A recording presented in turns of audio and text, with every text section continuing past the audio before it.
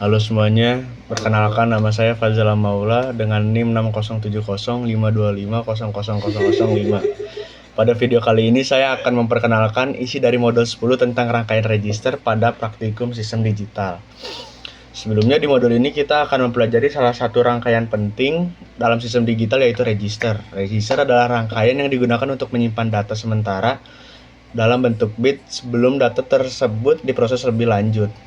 Lalu pada modul ini juga dijelaskan mengenai shift register atau register geser. Shift register ini berfungsi untuk menggeser data ke kiri ataupun ke kanan sesuai kebutuhan sistem. Dan juga ada beberapa jenis shift register yang akan dipelajari yaitu PIPO, SISO, SIPO, dan juga PISO. Lalu kemudian pada percobaan ini membahas praktik penggunaan software Quartus Prime Lite dan implementasi pada FPGA DS Blue Lite. Pada percobaan pertama, praktikan akan membuat proyek baru di Quartus Prime, memilih device FPGA, menulis kode Verilog, lalu melakukan simulasi menggunakan model SIM untuk melihat hasil kerja secara langsung. Lalu pada percobaan kedua, praktikan akan melanjutkan implementasi rangkaian menggunakan Verilog, pin planner, dan proses pemrogramer ke FPGA agar rangkaian dapat dijalankan pada hardware secara nyata. Jadi segitu singkat penjelasan tentang modul 10 ini. Selanjutnya akan dijelaskan oleh rekan-rekan saya.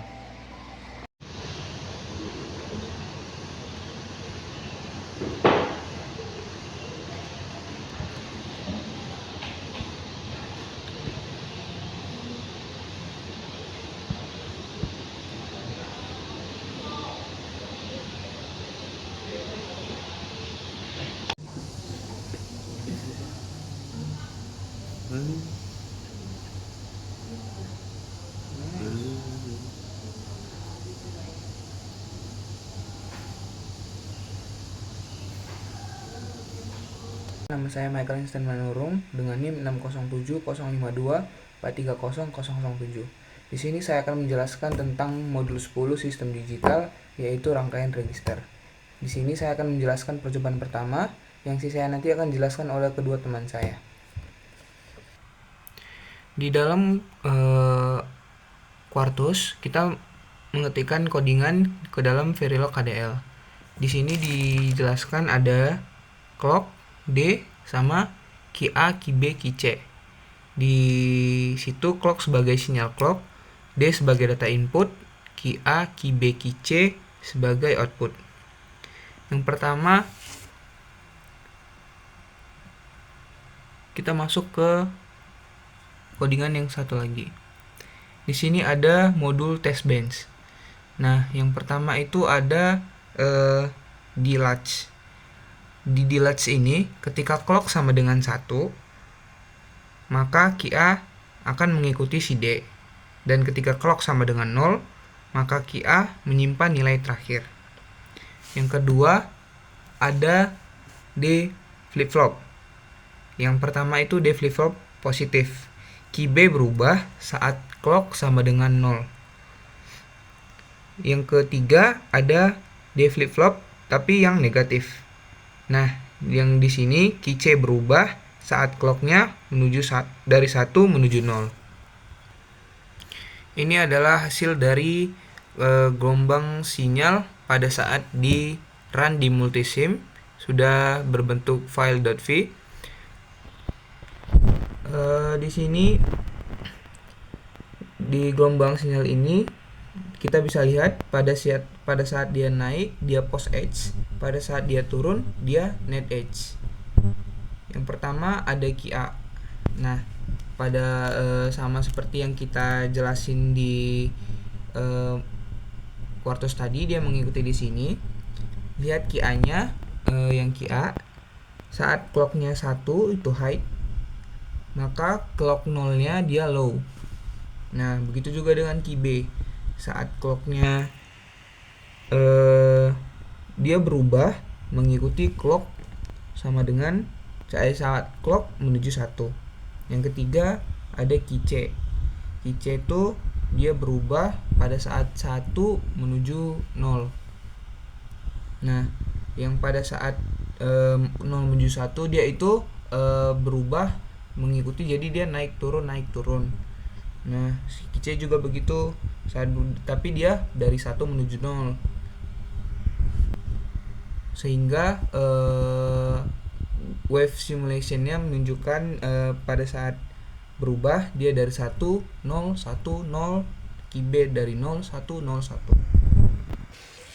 Itu dia penjelasan saya mengenai modul rangkaian register. Sekian dari saya, terima kasih. Kurang lebihnya mohon maaf. Bye bye. Mau jadi lagi Bang?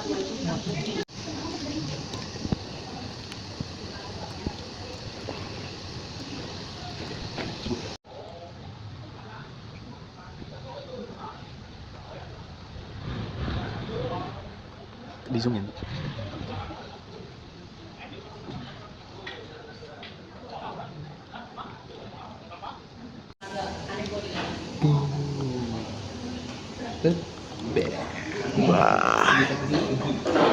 Halo teman-teman semuanya, perkenalkan nama aku Ricky Victor dengan NIM 607052530008. Nah, jadi pada kesempatan kali ini saya pengen menjelaskan mengenai apa yang sudah kita lakukan dalam praktikum sistem digital modul 9 mengenai rangkaian register. Nah, jadi pada percobaan kedua ini hasil yang kita capai adalah sebuah sistem register yang mampu mengunci data biner dari switch dan menampilkan secara stabil pada 7 segmen dan LED. Bagaimana cara kerjanya? Register ini bekerja secara sinkron, artinya ia hanya akan mendengarkan input dari switch saat ada pemicu berupa sinyal positif edge clock. Tanpa pemicu itu, data lama akan tetap tersimpan aman di dalam memori, meskipun diubah-ubah posisi switch di luarnya. Nah, untuk mengoperasikannya, bisa kita lihat tadi bahwa pertama tekan key 1 dulu untuk reset atau mengosongkan datanya. Kedua, atur nilai binernya melalui switch. Jadi misalnya di switchnya switch 0 1, sisanya 0, maka hasilnya akan menjadi 1. Maka begitu seterusnya, 1 0 maka akan menjadi 2, 1 1 maka menjadi 3. Nah, ketiga, tekan key 0 sebagai tombol eksekusi. Jadi nilai dari switch-nya ini akan berpindah dan terkunci di display. Nah, jadi gampangnya ini adalah kita bikin kayak kalkulator gitulah modelannya. Jadi pas kita input 1, terus pencet key 0-nya, maka satunya akan masuk ke sebelah. Nah, terus pas kita tambah si nilai binernya, dia akan ikut bertambah juga si nilai yang di paling ujung kanan. Oke, dengan metode ini kita bisa memastikan data tersimpan dengan presisi tanpa gangguan perubahan input yang tidak disengaja. Sekian penjelasan mengenai percobaan kedua. Terima kasih sudah memperhatikan. Sampai akhir.